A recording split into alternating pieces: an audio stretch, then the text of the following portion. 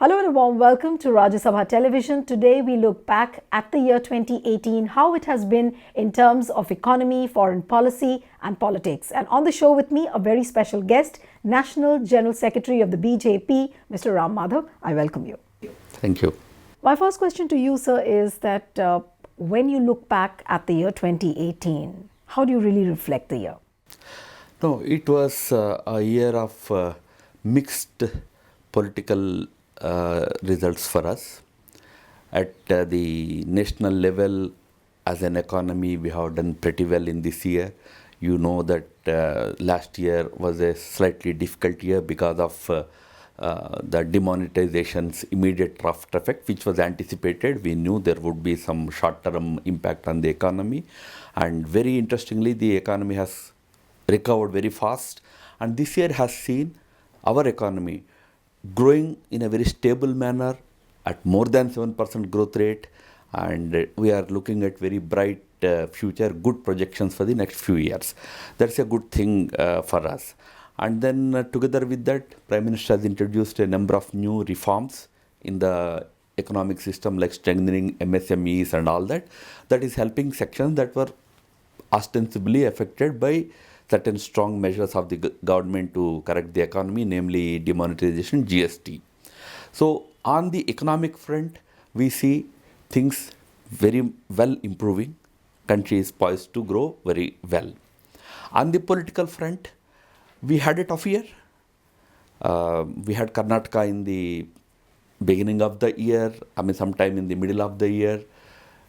We did well, but we could not form the government. Rather, we could not retain the government. We attempted it, but we could not retain it.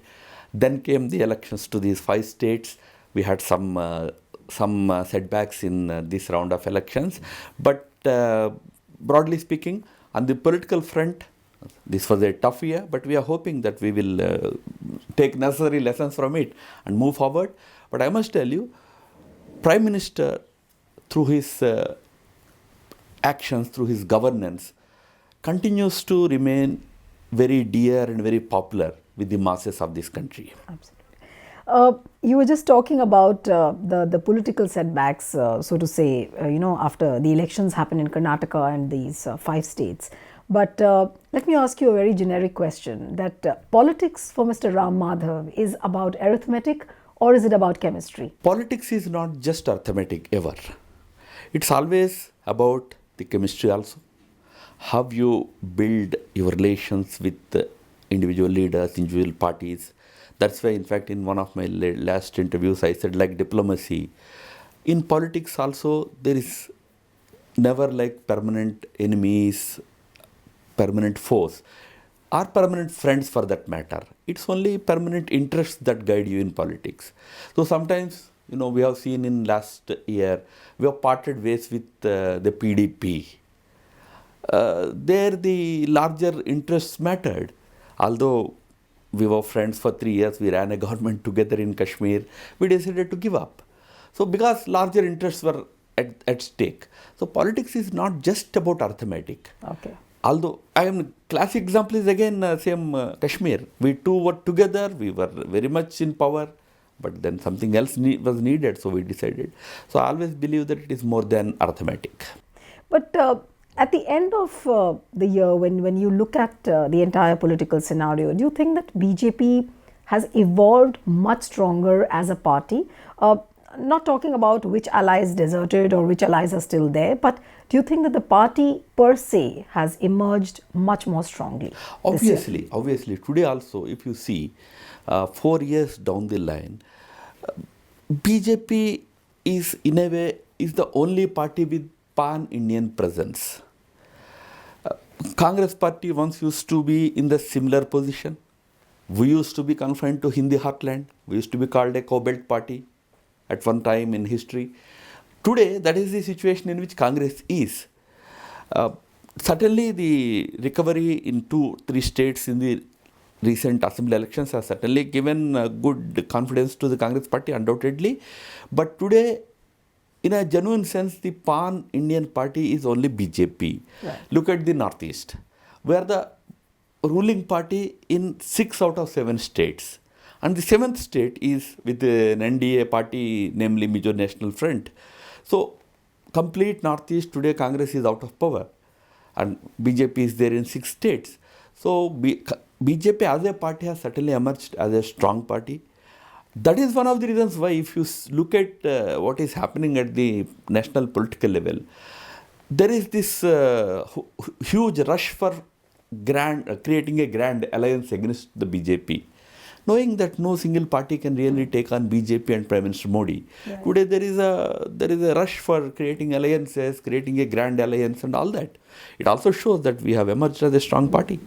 But when you talk about Mahagathbandhan or the grand alliance, so to say, do you think it's just, as Prime Minister Modi also has said, that it's the Gathbandhan of political interests who have just come together? Do you see that as just coming together of parties which are vying for a photo opportunity? I mean, how do you see that alliance? Look, any such effort will succeed if it is anchored around a leader. Okay. Or a central party. The comedy or tragedy, you call it, with this so-called Mahagathbandhan is, it doesn't have one pole, it is multipolar, like the world today. Yeah. Too many contenders, too many parties, no anchor to bring everybody around. So, good luck to them. I mean, anybody can come together and form alliances. That is what is democracy all about. But I see this whole so-called talk about Mahagathbandhan to be a non-starter. Okay. Coming to the strategies and the policies which BJP will now adopt, especially post the verdict which came of the 5 elections, does the party really need reinvention, or it's going to follow its fundamental politics of governance, politics of reaching out to the last mile, or you need an extra firepower now to go to the battle of 2019? Reinvention is a very big word. I don't use that. Okay. But every election teaches you certain lessons. You have to learn those lessons and move on. I'm sure our leadership is working on those things. You see, we have peaked in our performance in certain states, especially in North India. Right. In the Hindi heartland, plus also states like Maharashtra, Gujarat. These are the states we have peaked in our performance.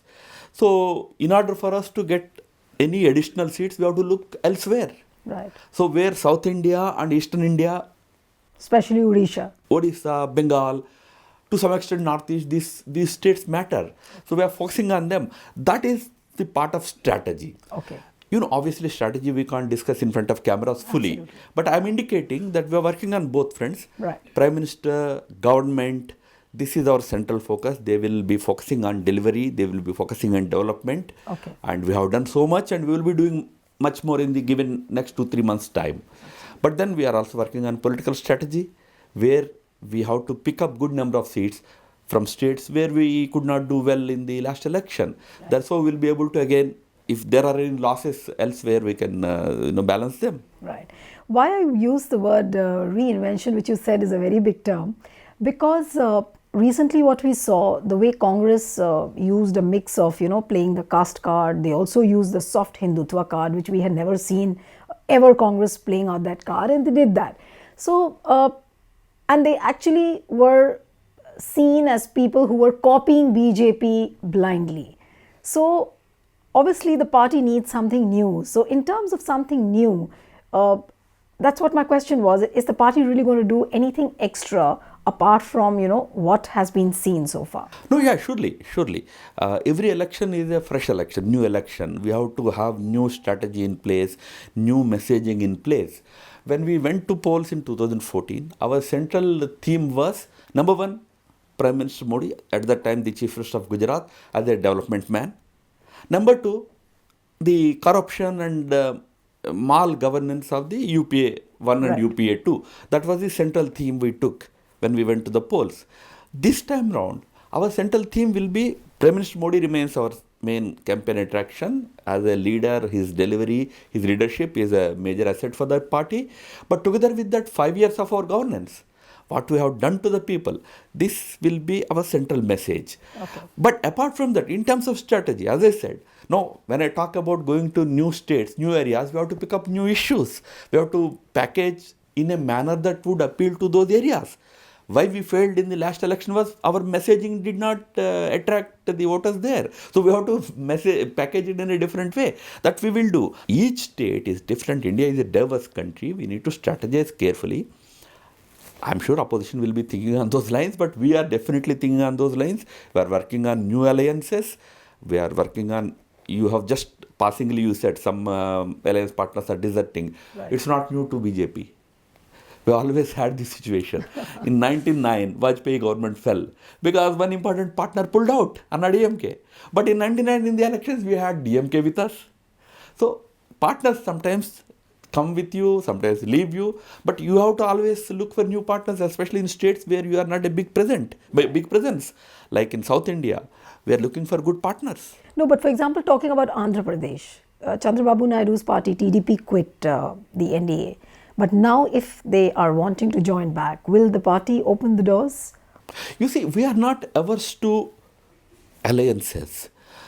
You know that Mr. Chandrababu Naidu or Telugu Desam party, they deserted us, they left us. We did not push them out. Okay. We had comfortable relationship with them in the first 4 years, and we had our 2 ministers in Andhra Pradesh government, and we never had any major complaints. But then for certain political reasons, Mr. Naidu decided to quit the alliance. So right now, I don't see any possibility of his coming back to NDA. Okay. Right now. But as I said, since we did not push him out, okay, if he is interested to come back, who will say no? Okay. Okay. You also spoke about how, in certain states, the regional parties are there. For example, Odisha, you have Naveen Patnaik. In West Bengal, you have Mamata Banerjee. Then, of course, leaders like Chandrababu Naidu and Telangana, KCR. So, do you see these bells being breached by the mainstream parties at all, or these regional kshatrabs remain where they are? Do you see a possibility of that at all for the 2019 elections? The names that you mentioned, they are all strong leaders, undoubtedly. Regionally, they have good influence over the electorates in their respective states.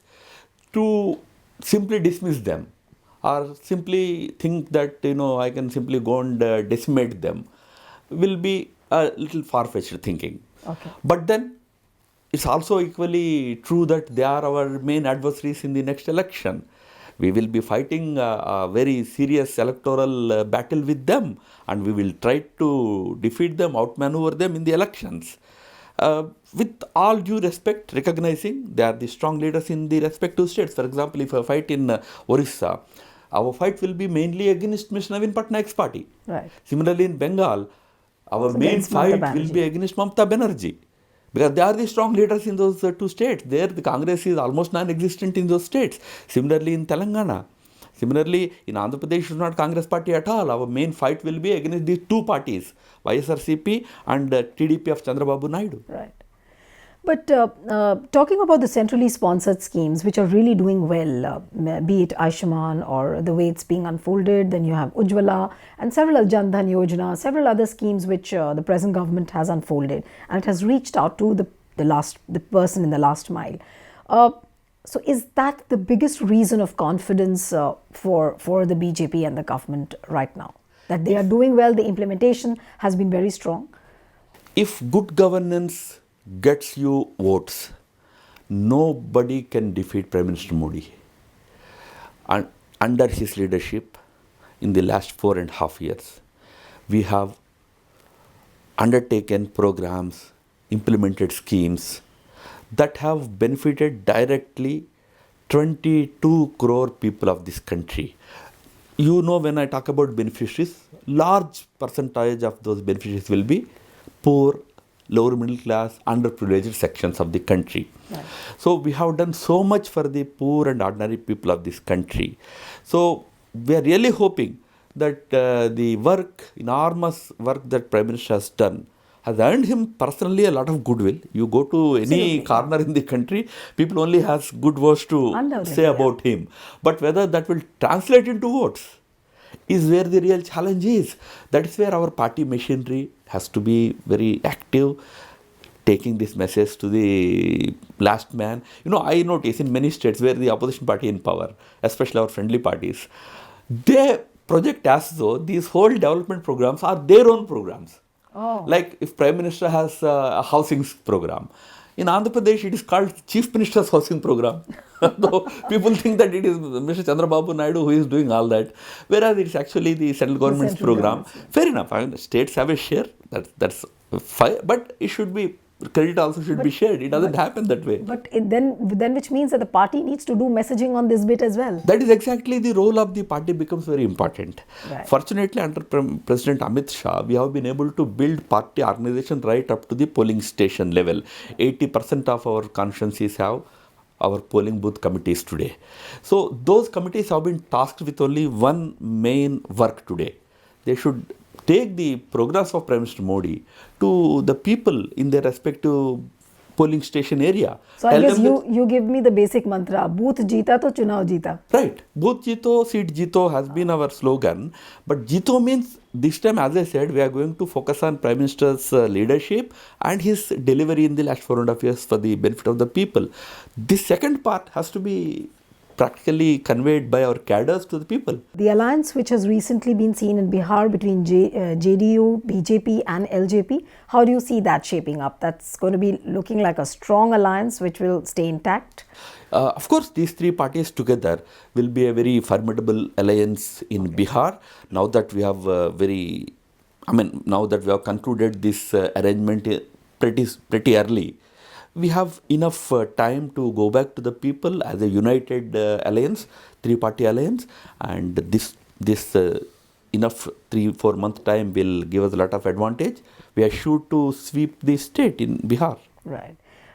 South India again is a point where BJP has been trying to make inroads. How do you really target South India? I mean, pockets like Kerala, Tamil Nadu, Karnataka for the 2019 elections. In South India, we have pretty good presence in Karnataka.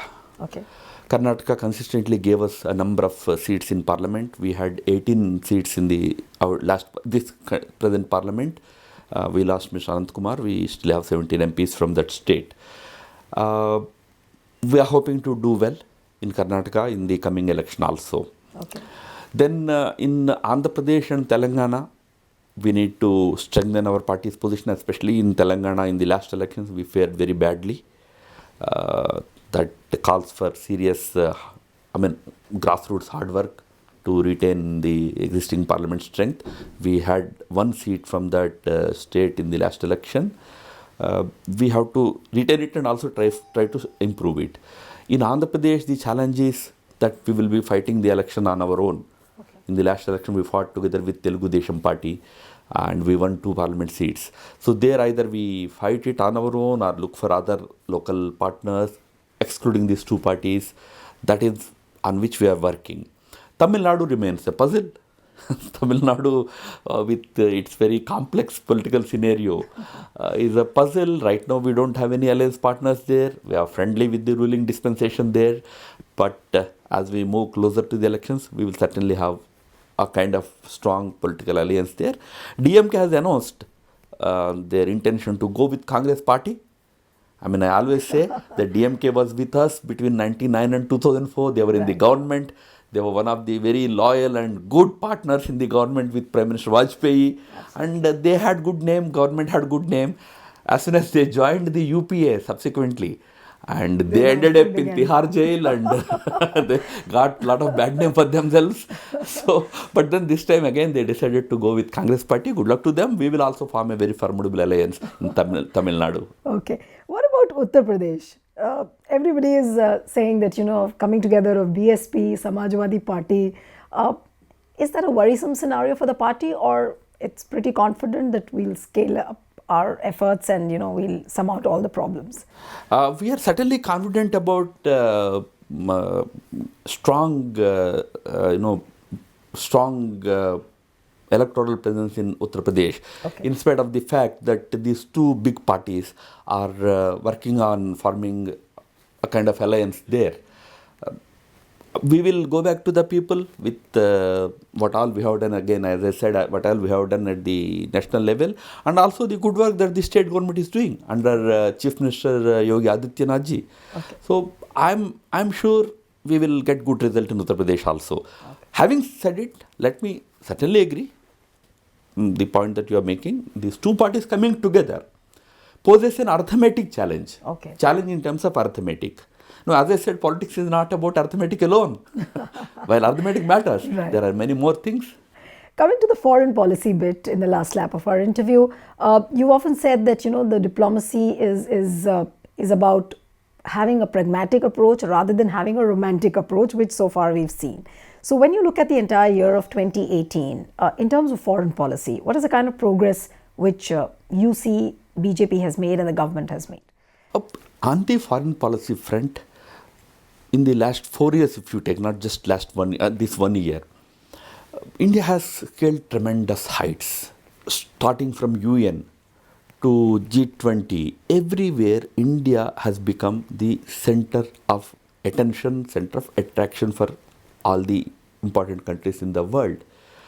India has continued its strong international activism in 2018 also on very difficult issues like Paris Climate Change Summit and all. India took a very independent position, not being influenced by the decisions of any other powerful countries in the world, where certain powerful countries have deserted the